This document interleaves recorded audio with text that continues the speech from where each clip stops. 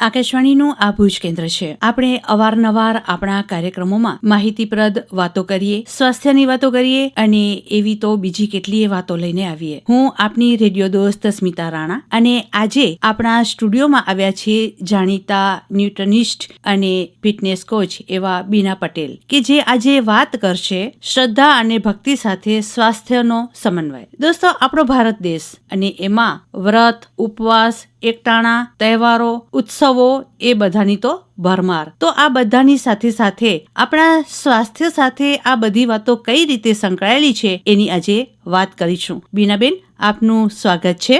સુપ્રભાત. આશા કરું છું કે આપ સૌ તંદુરસ્ત થશો. મિત્રો, આજે આપણી પાસે એટલો સરસ વિષય છે ને, ખરેખર વાત કરવાની ખૂબ મજા આવશે. આજનો આપણો વિષય છે શ્રદ્ધા અને ભક્તિ સાથે સ્વાસ્થ્યનો સમન્વય. મિત્રો, હમણાં દેવાધિદેવ મહાદેવ કે જેમને પ્રિય એવો શ્રાવણ માસ ચાલી રહ્યો છે અને મિત્રો, આવા તો અનેક તહેવારો આપણા દેશમાં આપણે ઉજવીએ છીએ. જેમ કે અષાઢ મહિનામાં ગૌરી વ્રત ત્યાંથી શરૂઆત થઈ જાય. આમ જુઓ તો ચોમાસાની ઋતુમાં આપણી પાચન શક્તિ થોડી મંદ પડી જાય. જી, આ સિઝન એવી હોય છે કે આપણી જઠરાગ્નિ હોય છે ને તે ઘણી જ મંદ પડી જતી હોય છે, જેના કારણે આપણને પેટને લગતી ઘણી બધી સમસ્યાઓ થતી હોય છે, જેમાં આપણને વાત, પિત્ત, કફ, ગેસ છે, કબજિયાત છે, ઘણીવાર ગળામાં દુખાવો થતો હોય છે, અજીર્ણ રહે છે, તાવ રહે છે. તો આવી બધી પેટને લગતી પણ ઘણી બધી સમસ્યાઓ ઊભી થાય છે. આપણો દેશ છે ને તે ઋષિ મુનિઓનો દેશ છે.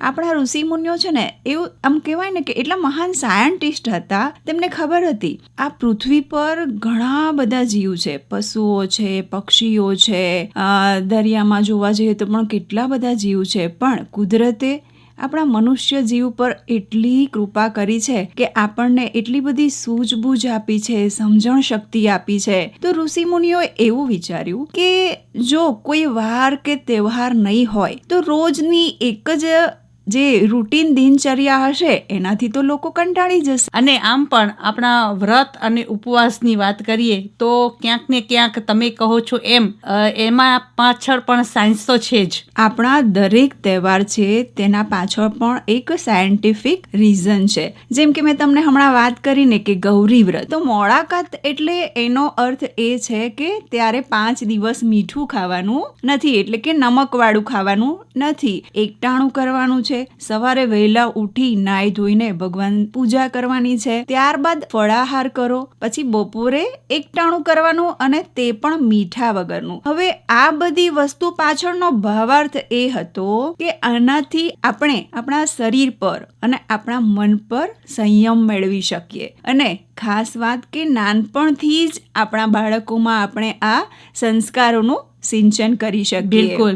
મન ઉપર જ્યારે સંયમની વાત આવે ત્યારે સૌથી પહેલા તો ખાવા પીવા ઉપર સંયમ લઈ આવવો બહુ જ જરૂરી છે, અને તો જ મને લાગે છે કે આપણી જે સ્વાસ્થ્યને લગતી સમસ્યાઓ છે એ પણ જરૂરથી દૂર થઈ જાય. અને પાછું એવી ગોઠવણ કરી, આજે હું એઝ અ ડાયટિશિયન તમને કહીશ ને કે 1 મહિના માટે એક ટાઈમ જ જમો અને 2 ટાઈમ તમે હળવું એટલે કે ફળફળાદી કે દૂધ ઉપર રહો, તો તમે માનશો મારી વાત? ના. પણ હું જોઉં છું કે એકટાણું કરે છે ને એ પણ ખુશી ખુશી ભક્તિ અને શ્રદ્ધા સાથે. તેનું કારણ છે કે આપણે અધ્યાત્મથી જોડાયેલા છીએ. બંને જે મહિના છે તે એટલા પવિત્ર છે કે તેની સાથે આપણે કુદરતથી જોડાયેલા છીએ. હવે બસ એના પછી નવરાત્રી આવશે એટલે 9 દિવસ માતાજીની ભક્તિ કરીશું. હા, અને સ્મિતાબેન, હજી આપણે વચ્ચે જન્માષ્ટમી આવશે, સાતમ આઠમ આવશે. સાતમ આઠમ પાછળનો પણ મુખ્ય ધ્યેય એ હતો કે ઘરની બનાવેલી વાનગીઓ આપણે ઘરે જ બનાવીએ અને એ પછી આપણા જે ઈષ્ટદેવ હોય તેમને આપણે ધરાવીએ પ્રસાદ તરીકે, અને એ પ્રસાદ આપણે લઈએ, જેથી આપણા સ્વાસ્થ્યમાં પણ સારો એવો સુધારો મળે. પણ હવે થોડું જે ઋષિમુનિઓને આશીર્વાદ આપી ગયા અને આ રીતે જીવનશૈલી બતાવી ગયા, પણ અત્યારે આપણે એમાં એટલો બધો ફેરફાર કરી દીધો છે, કારણ કે આપણને જીભના એટલા બધા ચટકા છે કે મને તો આજે મોટા દિવસો છે તો મને તો આ ખાવું છે, મને તો નવી નવી વાનગીઓ ખાવી છે. આપણા ઘરમાં ભગવાનને પ્રસાદ ધરાવશું એ તો ઘરે બનાવીને જ ધરાવીએ છીએ. એ આપણા આપણા ભારત દેશની સંસ્કૃતિ છે. તો જી. જ્યારે ભગવાનને આપણે ઘરનો જ બનાવેલો પ્રસાદ ધરાવતા હોઈએ, આપણે પણ ઘરની વસ્તુ ખાઈએ.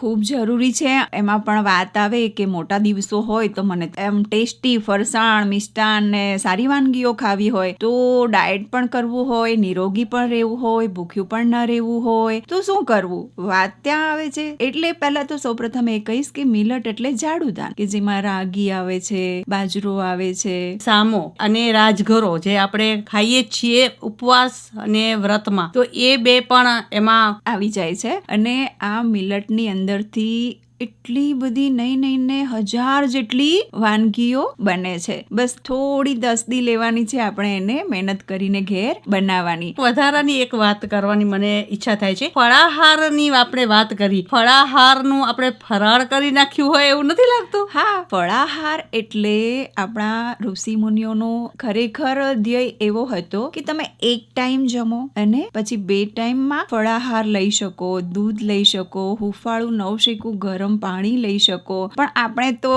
આ જીભના ચટકાને લીધે ફળાહારનું સ્મિતાબેન ફરાળ કરી નાખ્યું. અને ફરાળનું તો એવડું લાંબુ લિસ્ટ છે કે જે આપણું પાચન તંત્ર છે તેને ઉપરથી ખરાબ કરી નાખે છે. હવે Even તો ફરાળી પીઝા, ફરાળી ખાખરા, ફરાળી દાબેલી, સવારમાં ઉઠતાની સાથે જ આપણી જે નાસ્તાની થાળી હોય એમાં આવી જાય ફરાળી ખાખરા, ફરાળી ભાખરી. તો આમાં ઉપવાસ કે બધું તો બહુ દૂર રહી જાય છે. એવી જ એક વાત છે 11ની છે. આપણા ઋષિ મુનિઓએ કદાચ 11 આપણને એટલા માટે જ આપણા શાસ્ત્રોમાં કહ્યું છે કે 11 જરૂરથી બધાએ કરવી જોઈએ. નાના બાળકો હોય ત્યારથી જ આપણા માતા પિતા આપણામાં આ સંસ્કાર રેડતા હોય છે. એનું કારણ પણ અધ્યાત્મ સાથે જોડાયેલું છે કે 11ના દિવસે ઉપવાસ કરવાનો છે. આપણે અનાજથી દૂર રહેવાનું કહ્યું છે. સ્મિતાબેન, ઉપવાસ એટલે ઉપ એટલે નજીક અને વાસ એટલે રહેવું. એટલે થોડા 15 દિવસે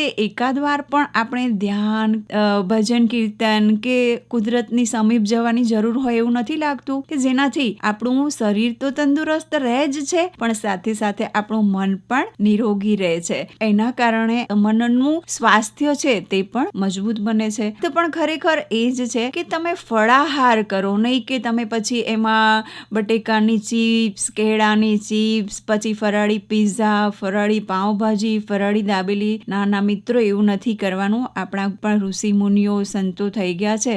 એમણે આપણા માટે કેટલી સરસ વ્યવસ્થા કરી છે જેને આપણે હવે ધીરે ધીરે વિસરતા ગયા છીએ. તો 15 દિવસે 11નો એક ઉપવાસ કરવાથી આપણે આપણું જે આજનું જે મુખ્ય વાત છે ને કે શ્રદ્ધા અને ભક્તિ, તો શ્રદ્ધાથી 11 કરીએ છીએ, તેમાં ભક્તિ કરીએ છીએ. એટલે કે 15-20 મિનિટ, 25-30 મિનિટ તમે કુદરતની સમીપ જાઓ, ધ્યાન કરો, તેમને યાદ કરો, પૂજા અર્ચના કરો, સાથે ફળાહાર કરો. જેથી તમે જોજો તમારું શરીર છે તે હળવું ફૂલ જેવું લાગશે. આપણા શરીરમાં અત્યારે આપણે જોઈ શકીએ છીએ કે દરેક વસ્તુ આપણે જે બજારમાંથી લાવીએ છીએ બધામાં જંતુનાશક દવાનો ઉપયોગ કરવો પડતો હોય છે. જે પણ કારણથી એ બધા જે આપણા શરીરમાં ઝેરી તત્વો પડ્યા છે, ટોક્સિન પડ્યા છે, 15 દિવસે એકાદ વાર પણ જે આપણને 11 ઋષિ મુનિઓએ કરવાનું કહ્યું છે તેના કારણે આપણે શ્રદ્ધા અને ભક્તિની સાથે ઉપવાસ કરી અને આપણા સ્વાસ્થ્યને પણ નિરોગી રાખવું ખૂબ જ જરૂરી છે મિત્રો. સ્વાસ્થ્ય જ્યારે શરીરનું અને મનનું બંનેનું જાળવવું હોય ત્યારે કસરતની સાથે સાથે શરીરને સારું ખાવા પીવાનું આપવું એ પણ એટલું જ જરૂરી છે. અને આજનો જ્યારે આપણને ખબર છે કે કેટલો સ્ટ્રેસ છે, આપણી આજુબાજુ કેટલું બધું સ્ટ્રેસ હોય છે, તો એના માટે પણ આપણું મનનું તંદુરસ્ત, જેમ તમે બહુ સરસ વાત કરી રહ્યા છો સ્મિતાબેન, કે સ્મિતાબેને કહ્યું કે એક્સરસાઇઝ, કસરત તો કરીએ જ છે, એ આપણા શરીરનો ખોરાક છે, તો સાથે સાથે આપણું મન પણ એટલું તંદુરસ્ત હોવું જરૂરી છે. જેના કારણે આપણા પ્રધાનમંત્રી અત્યારે આપણે જોઈએ છે કે યોગા પર પણ એટલો બધો જ ભાર આપી રહ્યા છે. એક્સરસાઇઝ કરો, જે આપણા શારીરિક જે હેલ્થ છે, આપણું શારીરિક જે તંદુરસ્તી છે તેમાં તો આપણને ખૂબ જ મદદ કરે છે. સાથે સાથે મેડિટેશન એટલે આપણા જે ઋષિમુનિઓએ વાત કરી કે ધ્યાન કરો, તો એનાથી પણ આપણું મન છે તે ખૂબ જ તંદુરસ્ત બને છે. જેટલી હેલ્થ શરીરની શારીરિક હેલ્થ જરૂરી છે એટલી જ માનસિક હેલ્થની પણ ખૂબ જ જરૂરી છે. અને આ બંનેની સાથે સાથે યોગ્ય આહાર જો મળે, એટલે કે યોગ્ય આહાર લેવામાં આવે તો આપણે આ જે અત્યારે રોગ થઈ રહ્યા છે તેનાથી આપણે દૂર રહીશું અને સુંદર જીવન જીવી શકીશું. આપણે અત્યારે જોઈએ છે કે પહેલાંના સમયમાં 60-70 વર્ષના લોકો થાય ત્યારે કોક બીમારીઓ આવતી હતી, અને અત્યારે આપણે જોઈએ છે કે ખૂબ જ નાની ઉંમરમાં એટલી બધી બીમારીઓ આવી જતી હોય છે.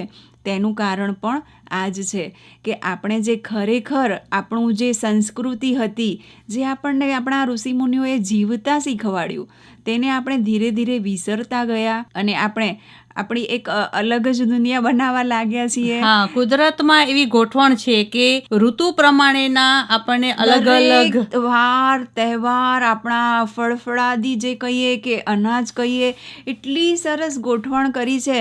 પણ અત્યારે આપણે એવા થઈ ગયા છીએ કે જે સિઝનનું આપણને મળતું હોય છે ને એ નથી લેતા, ને જે સિઝનનું ન હોય એ લેવા આપણે દોડતા હોઈએ છીએ. તો એક યોગ્ય સમયે યોગ્ય આહાર લેવો પણ ખૂબ જ જરૂરી છે. આપણા ઋષિમુનિઓએ એક બહુ સરસ વાત કરી છે કે લંઘનમ પરમ ઔષધમ. મિત્રો, જે આ ઉપવાસ, લંઘનમ એટલે કે ઉપવાસ છે ને તે સૌથી મોટી સુપ્રીમ એટલે કે સૌથી મોટી ઔષધિ છે.